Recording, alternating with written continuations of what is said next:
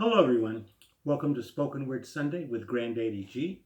This is episode 48, The City of Angels.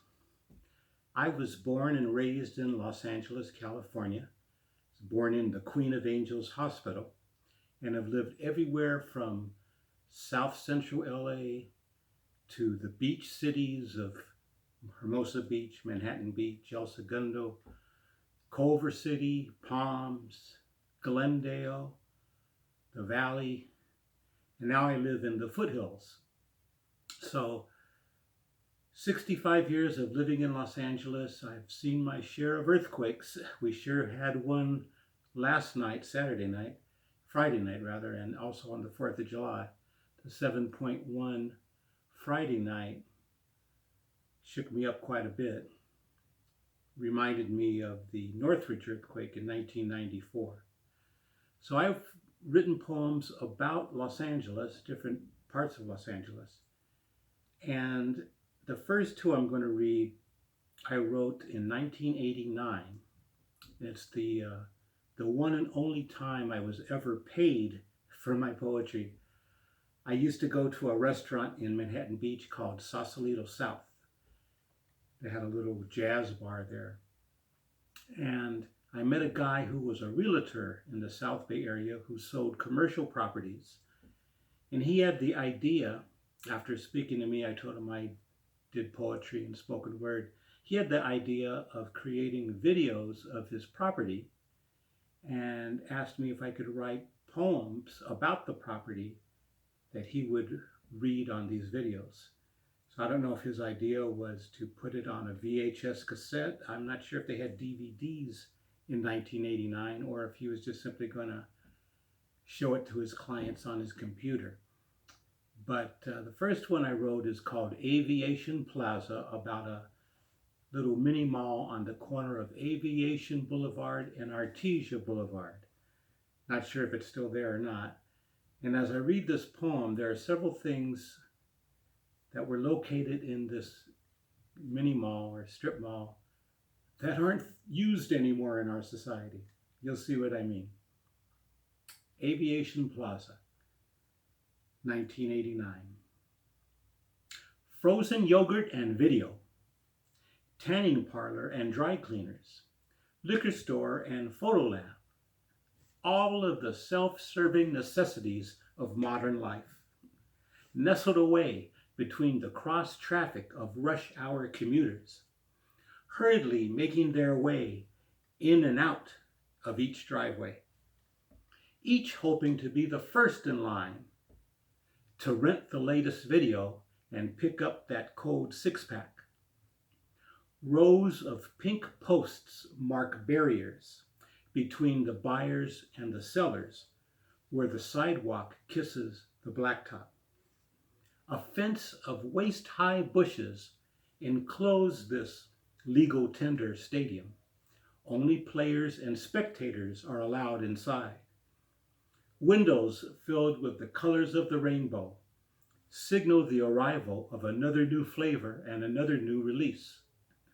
The proud bird of the tropics smiles confidently at passers-by who yearn for the endless summer, while the lottery players next door yearn for the endless dream. And I'm sure there are strip malls and street corners all over the United States like this, with shops that contain, well, let's see what's not there. There's still frozen yogurt. There's no video store anymore. There's still a tanning parlor. There's still dry cleaners. There's still liquor stores. No more photo labs. All of that is done on our phones these days. I guess there's still professional photographers that use photo labs, but not everyday people print their photos, I guess, at places like Rite Aid or CVS. The next one is called Laundry, Dry Cleaning, and Italian Food. And I remember this place was on Pacific Coast Highway, right about 8th Street. I think the name of the restaurant was Lomelli's. I believe they've also moved. It's called Laundry, Dry Cleaning, and Italian Food, 1989. Smatterings of daisies add color and life to a little used corner garden. Green tree leaves accent the stucco walls that have become their backdrop. Orange and yellow striped window shades lead the pathway to open-armed doorways, where coat-hanger soldiers march endlessly in a circle, waiting for their turn to be selected. Silent neon lights sleep quietly in the sun. Their cue to perform has not yet been given. Between lunch and dinner, they rest, saving their electric energy for sundown. A new performance awaits them. Another audience will arrive soon. Hungry fans await their presentation of pasta and provolone. Empty parking spaces like reserved tables sit still with anxious anticipation of another night's labor. Lurking suspiciously behind the corner, a lone public telephone stares into space, waiting to summon another cab ride home. Yeah, no more public telephone booths. I guess there are still cabs, but most people use Uber or Lyft nowadays. However, there's still plenty of great Italian restaurants. And I remember this place had a great menu, and they would give you a free glass of house wine with the special lunch and dinner specials.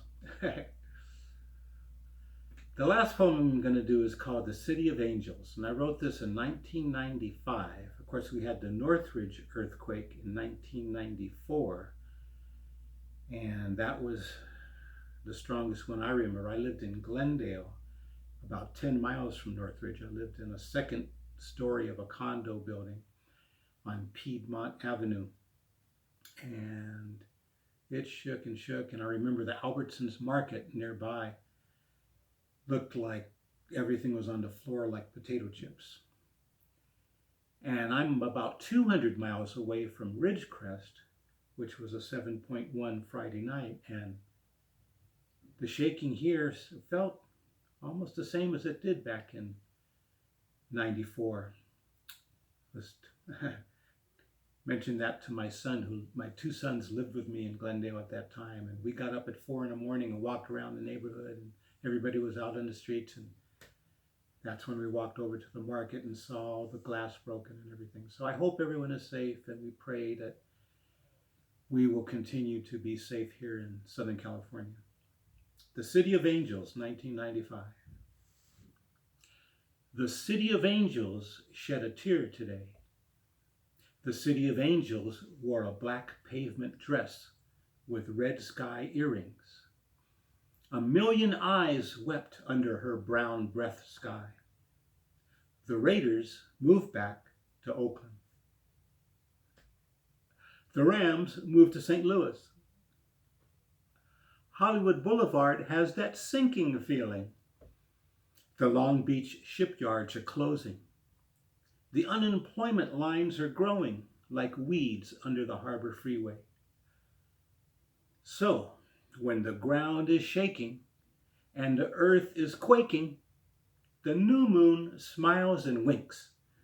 Stardust is sprinkled across Sunset Boulevard as another crystal blue morning welcomes us all to try again one more time. And that's what we will do. We will recover from everything that happens. Looking back at this poem, of course, the Raiders are now moving from Oakland to Las Vegas. The Rams moved back to LA from St. Louis 2 years ago. And unemployment is much less now than it was then. However, unfortunately, homelessness is more now than it was then. So instead of weeds under the harbor freeway, now there are tent cities under all freeways and in most communities. So may God continue to bless the City of Angels. Thank you for liking, subscribing, and sharing my videos. I really appreciate it. And I'll see you next Sunday on Spoken Word Sunday with Granddaddy G. Have a great week.